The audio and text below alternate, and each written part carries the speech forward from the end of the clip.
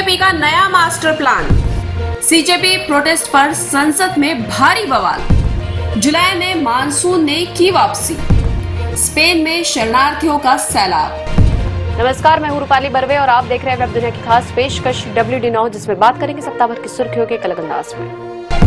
NEET और paper leak आंदोलन की सफलता व शिक्षा मंत्री के इस्तीफे के बाद सीजेपी संस्थापक अभिजीत दिपके ने साफ कर दिया है कि यह लड़ाई अब थमने वाली नहीं। दिपके के मुताबिक यह सिर्फ छात्रों का मुद्दा नहीं बल्कि लोकतंत्र और संवैधानिक संस्थाओं को बचाने का देशव्यापी अभियान बन चुका है।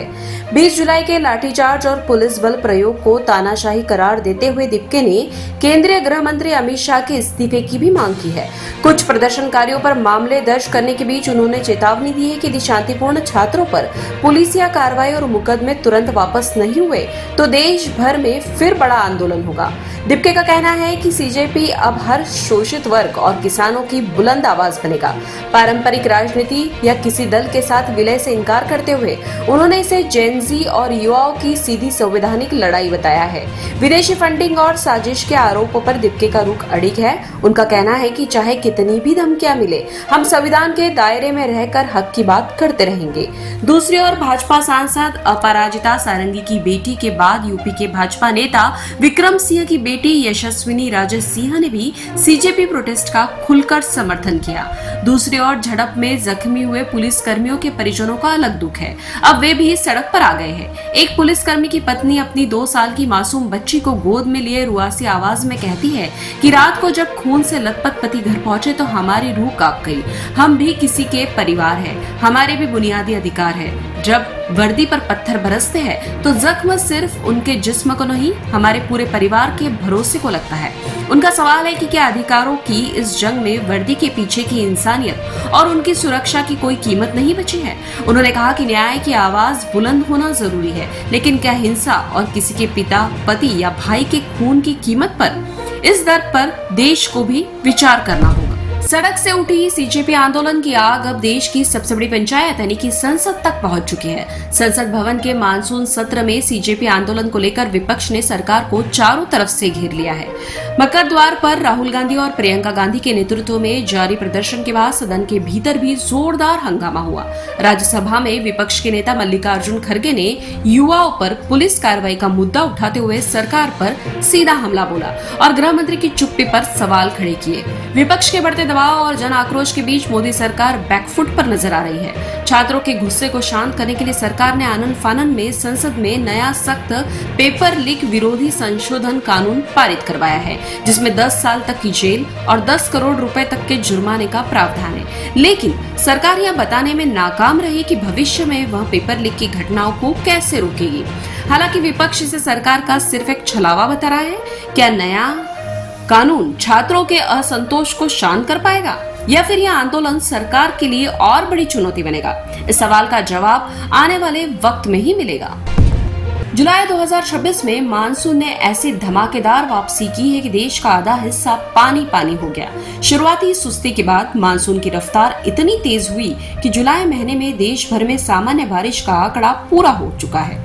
23 से 29 जुलाई वाले हफ्ते में मध्य भारत में रिकॉर्ड 41% ज्यादा बारिश दर्ज की गई। गुजरात में तो बारिश ने पुराने सारे रिकॉर्ड तोड़ दिए। महज 2 से 3 दिनों के भीतर 70 से 100 सेंटीमीटर तक पानी गिरा। अकेले असम में ही 80 से ज्यादा लोगों की मौत हो गई, जबकि देश भर में बारिश और बाढ़ से लाखों लोग प्रभावित हुए। उड़ीसा, कोंकण और मध्य महाराष्ट्र में डिप्रेशन के कारण मूसलाधार बारिश हुई, जिससे सड़कें समंदर बन गई, अंडरपास डूब गए और जनजीवन पूरी तरह से अस्त व्यस्त हो गया। मौसम विभाग के मुताबिक आने वाले दिनों में मध्य और पश्चिमी भारत में फिर भारी से बहुत भारी बारिश का खतरा मंडरा रहा है। मध्य महाराष्ट्र, मराठवाड़ा, विदर्भ, तेलंगाना और गुजरात में रेड और ऑरेंज अलर्ट जारी किया गया है। स्थानीय स्तर पर बाढ़, जलभराव और फसलों को भारी नुकसान होने की आशंका है। राहत की बात यह है कि देश के किसी भी हिस्से में हीट वेव यानी लू का खतरा नहीं है। हालांकि उत्तर पश्चिम भारत में तापमान सामान्य से 2 से 4 डिग्री ज्यादा रह सकता है, लेकिन मानसूनी फुहारों से गर्मी बेअसर रहेगी। 6 और 7 अगस्त को भी मानसून ट्रफ मजबूत स्थिति में रहेगी, जिसमें केरल, तटीय कर्नाटक, कोंकण और पूर्वी भारत में झमाझम बारिश रहेगी। भूमध्य सागर से उठा एक बड़ा संकट अब यूरोप के दरवाजे पर दस्तक दे चुका है। स्पेन के तटीय इलाकों कैनरी आइसलैंड और सेउटा मेलिला में लकड़ी और रबर की नावें से आए हजारों अवैध प्रवासियों का सैलाब उमड़ पड़ा है। हालात इतने बेकाबू हो चुके हैं कि स्पेनिश कोस्ट गार्ड और स्थानीय पुलिस के हाथ पैर फूल गए हैं। तटीय राहत शिविर और अस्पताल पूरी तरह भर चुके हैं। स्थिति पर काबू पाने के लिए स्पेन सरकार ने अंततः सेना को मोर्चे पर उतार दिया है। सेना सीमा की सुरक्षा मजबूत करने के साथ साथ प्रवासियों को राहत सामग्री मुहैया करा रही है। अफ्रीका में गरीबी और अस्थिरता इस संकट की मुख्य वजह है। स्पेन ने यूरोपीय संघ से आपातकालीन वित्तीय और सैन्य मदद मांगी है। अब देखना यह है कि यूरोप इस मानवीय संकट से कैसे निपटता है। अब खबरें संक्षिप्त में। सुप्रीम कोर्ट का बड़ा फैसला, रूस की सेना की तरफ से लड़ते हुए जान गंवाने वाले भारतीयों का हो डीएनए टेस्ट।